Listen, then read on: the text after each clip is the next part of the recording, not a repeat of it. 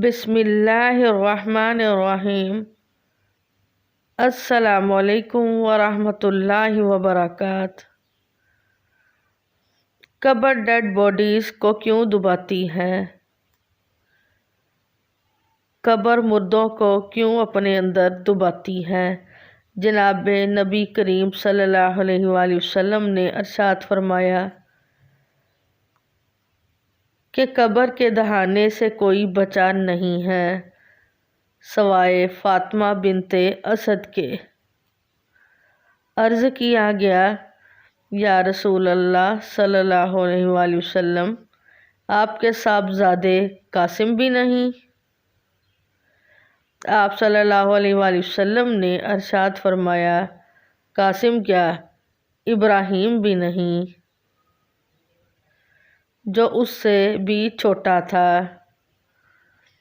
ابن سعد فرماتے ہیں کہ ہمیں شبانہ بن سوار نے خبر دی۔ وہ فرماتے ہیں، مجھے ابو معشر نے حضرت سعید المقری سے روایت کی۔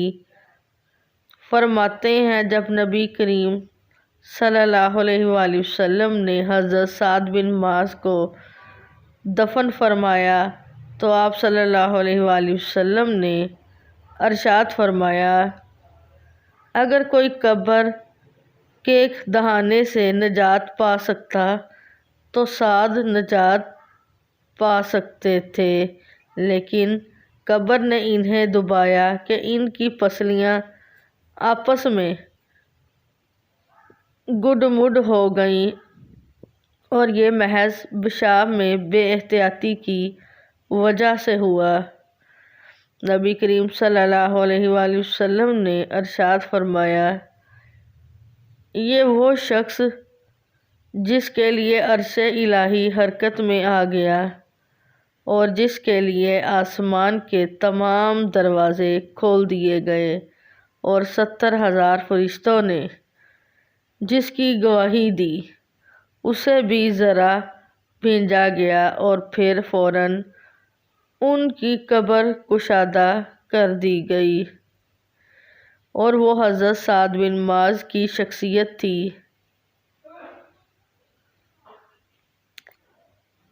حضرت حسن رضی اللہ عنہ فرماتے ہیں کہ عرش الہی ان کی روح کی آمد کی خوشی میں حرکت میں آیا تھا۔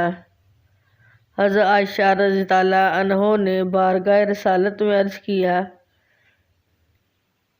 یا رسول اللہ صلی اللہ علیہ وآلہ وسلم، کہ نبی کریم صلی اللہ علیہ وسلم نے مجھ سے ایک حدیث فرمائی تھی جس میں منکر نکیر کی آواز اور قبر کے دبانے کا ذکر تھا کہ اس سے تمہیں کسی حال میں چارہ نہیں۔ آپ صلی اللہ علیہ وآلہ وسلم نے ارشاد فرمایا، عائشہ، یہ منکر نکیر کی آواز تو مومن کے لیے آنکھوں میں سرما کی مانند ہے، اور یہ قبر کا دبانا مومن کے لیے ایک شفیق ماں کی طرح سے ہے جو پیار سے اپنے بچے کو دباتی ہے۔ جیسے کوئی بچہ اپنی ماں سے سر درد کی شکایت کرتا ہے تو اس کی ماں اس کا سر دباتی ہے اور اسے پیار سے سہلاتی ہے، لیکن اے عائشہ، ان لوگوں کے لیے بربادی ہے جو اللہ تعالیٰ کی ذات میں شک کرتے ہیں، اور وہ ایسے دبائے جائیں گے جیسے انڈے کو پتھر کے نیچے دبا دیا جائے۔ ابن ابی الدنیا نے محمد المتی سے روایت کی ہے، فرماتے ہیں، کہا جاتا ہے یہ قبر کا دبانا اصل میں اس وجہ سے ہے کہ قبر بندوں کی ماں ہے اور وہ اسی سے پیدا ہوئے ہیں، اور وہ طویل عرصہ اس سے جدا رہے ہوتے ہیں۔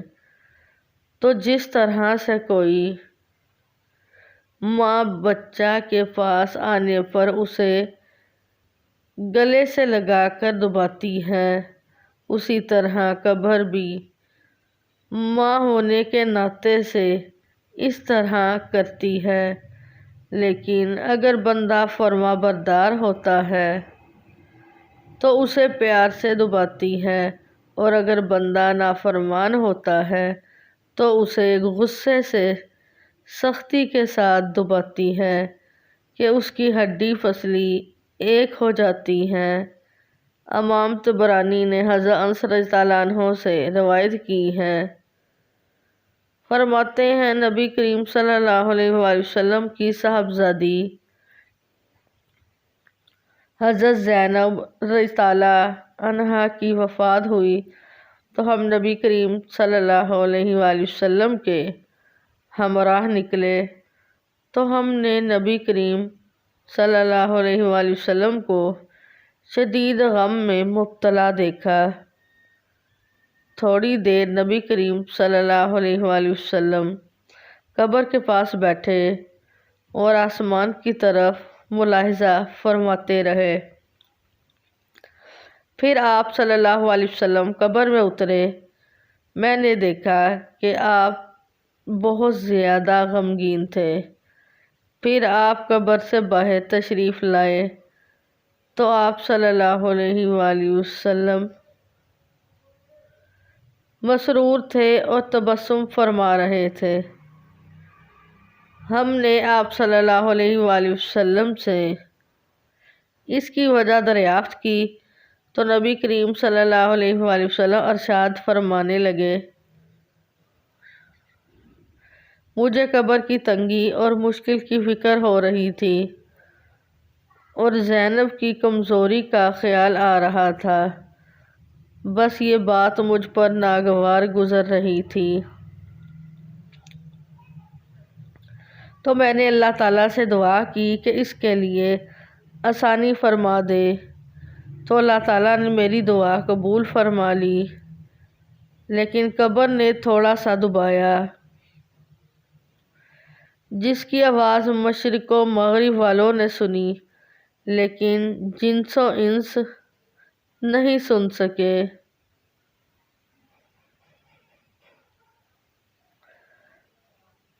علی بن معبد نے کتاب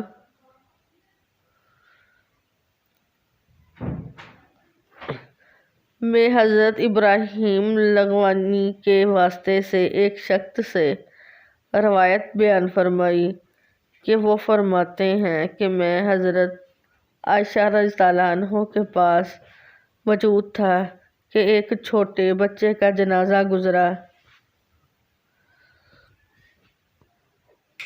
تو آپ رضی اللہ عنہ رو پڑی۔ میں نے عرض کیا، یا ام المومنین، آپ کس بات پر رو پڑی؟ فرمانے لگی، میں اس بچے پر شفقت کی وجہ سے روئی ہوں کہ اس کو بھی قبر دبائے گی۔ اور حکیم ترمذی نے اس قبر کے دبانے کا سبب یہ بیان فرمایا ہے کہ ہر شخص کسی نہ کسی گناہ میں مبتلا رہا ہوتا ہے، اگر وہ نیک ہوتا ہے تو قبر کا یہ دبانا اس کے لیے گناہوں کا بدلہ ہو جاتا ہے، اور پھر اللہ تعالیٰ کی رحمت اس کے شامل حال ہو جاتی ہے۔